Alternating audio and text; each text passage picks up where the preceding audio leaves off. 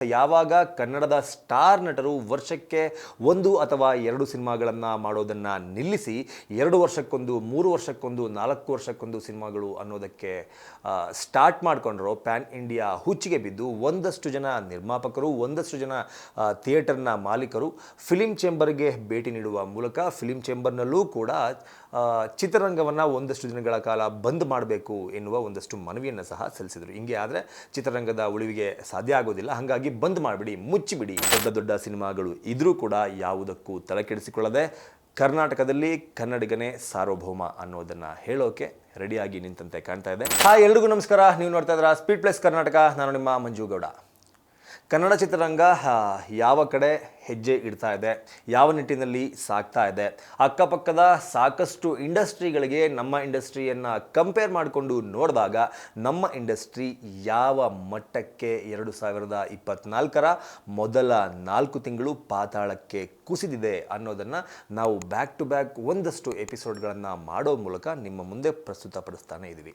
ಇದರ ಸಲುವಾಗಿ ಯಾವಾಗ ಕನ್ನಡದ ಸ್ಟಾರ್ ನಟರು ವರ್ಷಕ್ಕೆ 1 ಅಥವಾ 2 ಸಿನಿಮಾಗಳನ್ನು ಮಾಡೋದನ್ನು ನಿಲ್ಲಿಸಿ 2 ವರ್ಷಕ್ಕೊಂದು 3 ವರ್ಷಕ್ಕೊಂದು 4 ವರ್ಷಕ್ಕೊಂದು ಸಿನಿಮಾಗಳು ಅನ್ನೋದಕ್ಕೆ ಸ್ಟಾರ್ಟ್ ಮಾಡಿಕೊಂಡ್ರು, ಪ್ಯಾನ್ ಇಂಡಿಯಾ ಹುಚ್ಚಿಗೆ ಬಿದ್ದು ಒಂದಷ್ಟು ಜನ ನಿರ್ಮಾಪಕರು, ಒಂದಷ್ಟು ಜನ ಥಿಯೇಟರ್ನ ಮಾಲೀಕರು ಫಿಲಿಂ ಚೇಂಬರ್ಗೆ ಭೇಟಿ ನೀಡುವ ಮೂಲಕ ಫಿಲಿಂ ಚೇಂಬರ್ನಲ್ಲೂ ಕೂಡ ಚಿತ್ರರಂಗವನ್ನು ಒಂದಷ್ಟು ದಿನಗಳ ಕಾಲ ಬಂದ್ ಮಾಡಬೇಕು ಎನ್ನುವ ಒಂದಷ್ಟು ಮನವಿಯನ್ನು ಸಹ ಸಲ್ಲಿಸಿದರು. ಹಿಂಗೆ ಆದರೆ ಚಿತ್ರರಂಗದ ಉಳಿವಿಗೆ ಸಾಧ್ಯ ಆಗೋದಿಲ್ಲ, ಹಾಗಾಗಿ ಬಂದ್ ಮಾಡಿಬಿಡಿ, ಮುಚ್ಚಿಬಿಡಿ ಎನ್ನುವ ಮನವಿಯನ್ನು ಸಲ್ಲಿಸೋಕ್ಕೆ ಹೋಗಿದ್ದರು. ಆಗ ಎಚ್ಚೆತ್ತುಕೊಂಡಂತಹ ಕನ್ನಡ ಚಲನಚಿತ್ರ ವಾಣಿಜ್ಯ ಮಂಡಳಿ ಎಲ್ಲ ನಟರಿಗೂ, ಎಲ್ಲ ದೊಡ್ಡ ದೊಡ್ಡ ನಿರ್ಮಾಪಕರಿಗೆ, ನಿರ್ದೇಶಕರಿಗೆ ಆದಷ್ಟು ಬೇಗ ಕನ್ನಡ ಸಿನಿಮಾಗಳನ್ನು ಮುಗಿಸಿ, ಮೋಸ್ಟ್ ಎಕ್ಸ್ಪೆಕ್ಟೆಡ್ ಇರುವಂತಹ ಸಿನಿಮಾಗಳನ್ನು ಆದಷ್ಟು ಬೇಗ ಥಿಯೇಟರ್ಗೆ ಕರೆದುಕೊಂಡು ಬಂದು ಸಿಂಗಲ್ ಸ್ಕ್ರೀನ್ಗಳು ಬಾಗಿಲನ್ನು ಮುಚ್ಚುವುದರಿಂದ ತಪ್ಪಿಸಿ ಎನ್ನುವ ಒಂದಷ್ಟು ಸಂದೇಶಗಳನ್ನು ಕೊಡುವ ಮೂಲಕ ಕನ್ನಡ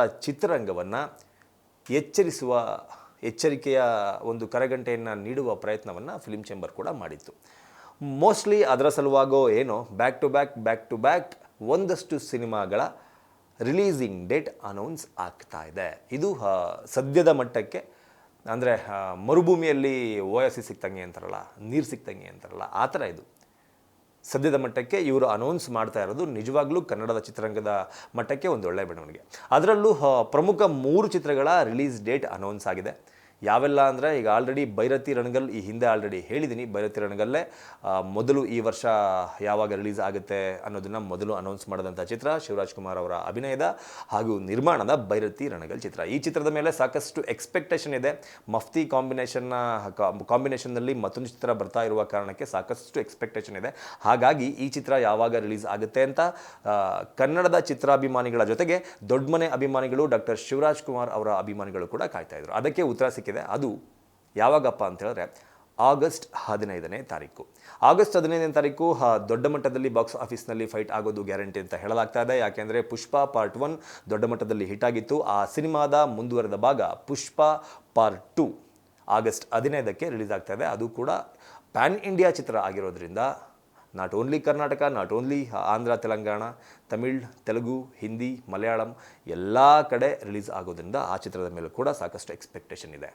ಹಾಗಿದ್ದರೂ ಡಾಕ್ಟರ್ ಶಿವರಾಜ್ ಕುಮಾರ್ ಅವರು ಆ ಚಿತ್ರದ ಮುಂದೆ ಭೈರತಿ ರಣಗಲ್ ಚಿತ್ರವನ್ನು ಅನೌನ್ಸ್ ಮಾಡಿರೋದು ಒಂದು ದಿಟ್ಟ ಹೆಜ್ಜೆ ಅಂತಲೇ ಹೇಳಬೇಕು. ಇದರ ಜೊತೆಗೆ ಇಂತಹದ್ದೇ ಮತ್ತೊಂದು ಉದಾಹರಣೆಯನ್ನು ನಾವು ತಗೊಳ್ಳೋದಾದರೆ, ಈ ವರ್ಷ ರಿಲೀಸ್ ಮಾಡೋದಾಗಿ ಅನೌನ್ಸ್ ಮಾಡಿದಂತಹ 2ನೇ ಟೀಮ್ ಚಾಲೆಂಜಿಂಗ್ ಸ್ಟಾರ್ ದರ್ಶನ್ ಅವರ ಡೆವಿಲ್ ಚಿತ್ರ ಆಲ್ಮೋಸ್ಟ್ ಸೆಪ್ಟೆಂಬರಲ್ಲೇ ಬರಬೇಕು ಅಂತ ಇತ್ತು. ಆದರೆ ಕಾರಣಾಂತರಗಳಿಂದ ದರ್ಶನ್ ಅವರು ಶೂಟಿಂಗ್ನ ಸಮಯದಲ್ಲಿ ಬಿದ್ದು ಕೈಗೆ ಪೆಟ್ಟು ಮಾಡಿಕೊಂಡಂತಹ ಸಂದರ್ಭ, ಅದರಿಂದ ಒಂದಷ್ಟು ದಿನಗಳ ಕಾಲ ರೆಸ್ಟ್, ಒಂದಷ್ಟು ದಿನಗಳ ಕಾಲ ಶೂಟಿಂಗಿಗೆ ಬ್ರೇಕ್, ಅದರ ಜೊತೆಗೆ ಮತ್ತೆ ಶೂಟಿಂಗ್ಗೆ ಜಾಯ್ನ್ ಆಗಿ ಸೆಪ್ಟೆಂಬರಲ್ಲಿ ರಿಲೀಸ್ ಆಗುವಂತಹ ಸಿನಿಮಾ ಡಿಸೆಂಬರ್ಗೆ ಹೋಗಿದೆ ಅಂತ ಹೇಳಬೇಕು. ಡಿಸೆಂಬರಲ್ಲಿ ಕ್ರಿಸ್ಮಸ್ನ ಸಂದರ್ಭದಲ್ಲಿ ಡೆವಿಲ್ ಚಿತ್ರವನ್ನು ರಿಲೀಸ್ ಮಾಡೋದಾಗಿ ಆಲ್ರೆಡಿ ಚಾಲೆಂಜಿಂಗ್ ಸ್ಟಾರ್ ದರ್ಶನ್ ಅವರೇ ಘೋಷಣೆ ಮಾಡಿದ್ದಾರೆ.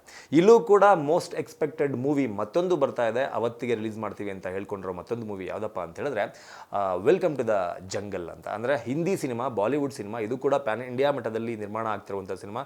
ಒಂದು ದೊಡ್ಡ ಸ್ಟಾರ್ ಕ್ಯಾಸ್ಟ್ ಇದೆ ವೆಲ್ಕಮ್ ಟು ದ ಜಂಗಲ್ ಚಿತ್ರಕ್ಕೆ. ಅಕ್ಷಯ್ ಕುಮಾರ್ ಅವರಾಗಿರ್ಬೋದು, ಸಂಜಯ್ ದತ್, ದಿಶಾ ಪಟಾನಿ, ಹೀಗೆ ದೊಡ್ಡ ಸ್ಟಾರ್ ಕಾಸ್ಟ್ ಇರುವಂತಹ ಸಿನಿಮಾ ಇದು. ಆದರೂ ಕೂಡ ಆ ಸಿನಿಮಾದ ಮುಂದೆ ಬಂದೇ ಬರ್ತೀವಿ ಅಂತ ಡೆವಿಲ್ ಚಿತ್ರತಂಡ ಕೂಡ ಅನೌನ್ಸ್ ಮಾಡಿರೋದ್ರಿಂದ ಇದು ಕೂಡ ಒಂದು ದಿಟ್ಟ ಹೆಜ್ಜೆ ಅಂತಲೇ ಹೇಳಬೇಕು. ಇದರ ಜೊತೆಗೆ ಇಂತಹದ್ದೇ ಒಂದು ಸಾಹಸಕ್ಕೆ ಆ್ಯಕ್ಷನ್ ಪ್ರಿನ್ಸ್ ಧ್ರುವ ಸರ್ಜಾ ಕೂಡ ಕೈ ಹಾಕಿದ್ದಾರೆ ಅಂತಲೇ ಹೇಳಬೇಕು. ಅವರೂ ಕೂಡ ಈಗ ಅವರ ಮುಂದಿನ ಚಿತ್ರ, 2 ಚಿತ್ರಗಳು ರೆಡಿ ಇದೆ. ಒಂದು ಕಡೆ KD, ಮತ್ತೊಂದು ಕಡೆ ಮಾರ್ಟಿನ್. ಅದರಲ್ಲಿ ಮಾರ್ಟಿನ್ ಮೊದಲು ಬಿಡುಗಡೆ ಆಗುತ್ತೆ. ಮಾರ್ಟಿನ್ ಚಿತ್ರ ಅಂದರೆ ಇದೇ ವರ್ಷದ ಅಕ್ಟೋಬರ್ 11ನೇ ತಾರೀಕು ರಿಲೀಸ್ ಮಾಡಲು ಚಿತ್ರತಂಡ ನಿರ್ಧಾರ ಮಾಡಿದೆ. ಈ ಚಿತ್ರ ಯಾವ ಚಿತ್ರದ ಆಪೋಸಿಟ್ ಬರ್ತಾ ಇರ್ಬೋದು ಅಂತ ನೀವು ನೋಡೋದಾದರೆ, ಜೂನಿಯರ್ NTR ಅಭಿನಯದ ದೇವರ ಈ ಸಿನಿಮಾದ ಆಪೋಸಿಟ್ ಮಾರ್ಟಿನ್ ಚಿತ್ರ ರಿಲೀಸ್ ಆಗ್ತಾ ಇದೆ. ದೇವರ ಅಕ್ಟೋಬರ್ 10ನೇ ತಾರೀಕು ರಿಲೀಸಿಂಗಿಗೆ ಪ್ಲ್ಯಾನ್ ಮಾಡ್ಕೊಂಡಿದೆ.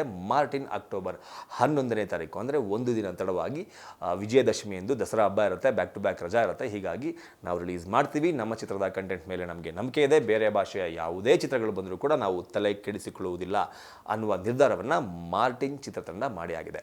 ಹೀಗೆ ಎಲ್ಲರೂ ಕೂಡ ಒಂದು ಕಡೆ ಶಿವರಾಜ್ ಕುಮಾರ್ ಅವರು, ಇನ್ನೊಂದು ಕಡೆ ದರ್ಶನ್ ಅವರು, ಇನ್ನೊಂದು ಕಡೆ ಧ್ರುವ ಸರ್ಜಾ ಅವರು, ಈ 3 ಜನ ತಮ್ಮ ಚಿತ್ರದ ಕಂಟೆಂಟ್ ಮೇಲೆ ನಂಬಿಕೆ ಇಟ್ಟು ಕರ್ನಾಟಕದಲ್ಲಿ ಕನ್ನಡಿಗನೇ ಸಾರ್ವಭೌಮ, ಈ ಮಾತನ್ನು ಕನ್ನಡಿಗರು, ಕನ್ನಡದ ಚಿತ್ರರಸಿಕರು ಯಾವತ್ತಿಗೂ ಸುಳ್ಳು ಮಾಡಲ್ಲ ಅನ್ನೋ ನಂಬಿಕೆ ಮೇಲೆ ದೊಡ್ಡ ದೊಡ್ಡ ಸಿನಿಮಾಗಳು ಇದ್ರೂ ಕೂಡ ಯಾವುದಕ್ಕೂ ತಲೆಕೆಡಿಸಿಕೊಳ್ಳದೆ ಕರ್ನಾಟಕದಲ್ಲಿ ಕನ್ನಡಿಗನೇ ಸಾರ್ವಭೌಮ ಅನ್ನೋದನ್ನು ಹೇಳೋಕೆ ರೆಡಿಯಾಗಿ ನಿಂತಂತೆ ಕಾಣ್ತಾ ಇದೆ.